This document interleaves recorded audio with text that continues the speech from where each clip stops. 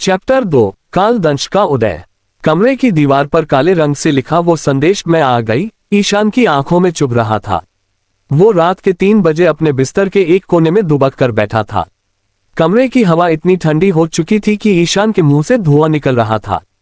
उसने अपने कांपते हाथों से अपना कंधा छुआ। वो 5 उंगलियों वाला निशान अब किसी जलते हुए अंगारे की तरह दहक रहा था। ईशान को अपनी छठी इंद्रिय सिक्स्थ सेंस से महसूस हो रहा था कि माया कमरे के किसी अंधेरे कोने में खड़ी उसे घूर रही है। तभी उसकी नजर मेज पर पड़े उस पुराने भारी लोहे के पिस्टन पर गई। अजीब बात थी, पूरे कमरे में अंधेरा था पर वो पिस्टन हल्का नीला चमक रहा था। ईशान ने जैसे ही उसे हाथ लगाया, एक जोरदार कर्ट उसके पूरे शरीर में दौड़ गया। उसे ऐसा लगा जैसे वो लोहा नहीं बल्कि कोई जीता जागता रक्षक हो।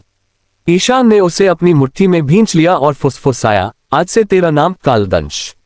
देख भाई, अगर तू सच में कोई ताकत है तो आज इस ईशान की लाज रख लेना। जैसे ही उसने ये नाम लिया, पिस्टन से एक धीमी सी गूंज सुनाई दी, जैसे कोई सोता हुआ शेर जाग गया हो। पूरी रात ईशान की आंखों में कटी। सुबह होते ही उसने अपनी जैकेट पहनी और कालदंश को अंदरूनी जेब में डाल लिया। वो सीधा ऑफिस पहुंचा। उसका इरादा पक्का था, उसे ये नौकरी छोड़नी थी। रास्ते भर उसे महसूस होता रहा कि भीड़ में कोई सफेद साया उसके साथ साथ चल रहा है, पर जब भी वो मुड़कर देखता वहां कोई नहीं होता। ऑफिस का माहौल आज बहुत बोझिल था। ईशान सीधा मिस्टर खन्ना के केबिन में पहुंचा। खन्ना अपनी कुर्सी पर बैठे सिगार पी रहे थे और उनकी आंखें लाल थीं। सर, ये मेरा इस्तीफा है। मैं अब केबिन नंबर 13 या इस ऑफिस में एक पल नहीं रुक सकता, ईशान ने मेज पर कागज पटकते हुए कहा। खन्ना ने एक ठंडी हंसी हंसते हुए इस्तीफा उठाया। इस्तीफा? ईशान, माया कोई ऑफिस की फाइल नहीं है जिसे तुम बंद करके घर चले जाओगे। वो अब तुम्हारी रूह का हिस्सा बन चुकी है। तुम जहां जाओगे उसे अपने साथ पाओगे। खन्ना की आवाज में एक अजीब सा राज था, जैसे वो जानते हो कि ईशान के साथ क्या होने वाला है। ईशान बिना कुछ कहे वहां से भाग निकला। उसे लगा घर पहुंचकर वो सुरक्षित रहेगा, पर जैसे ही उसने अपने घर का दरवाजा खोला, उसके पैरों के नीचे से जमीन खिसक गई।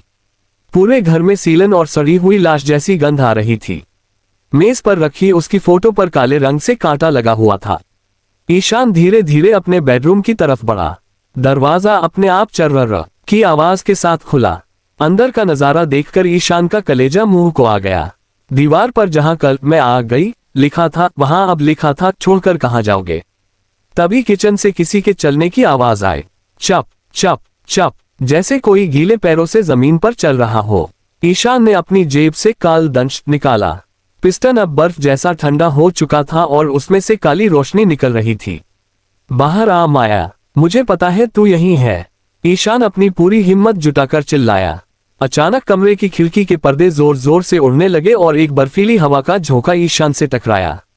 अंधेरे कोने से माया उभरी। उसके बाल फर्श पर बिखरे थे और उसकी आंखें एकदम सफेद थीं। उसने अपना हाथ ईशान के गले की तरफ बढ़ाया। ईशान ने बिना सोचे समझे कालदंश को माया के हाथ की तरफ दे मारा।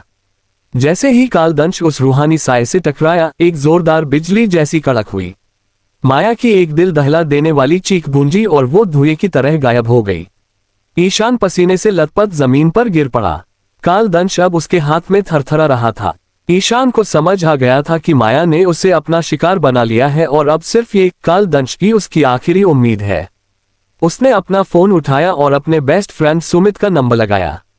उसे पता था कि सुमित मजाक उड़ाएगा, पर अब उसे किसी साथी की जरूरत थी। सुमित भाई, मजाक मत उड़ाओ, पर आज रात मेरे घर आ जा। मामला हाथ से निकल गया है। खतरनाक मोड़। ईशान ने इस्तीफा तो दे दिया, पर माया अब उसके घर का कोना कोना जानती है। कालदंश ने उसे एक बार तो बचा लिया, पर क्या वो माया के अगले वार को रोक पाएगा? और सुमित जब ये सब देखेगा तो क्या वो ईशान का साथ देगा?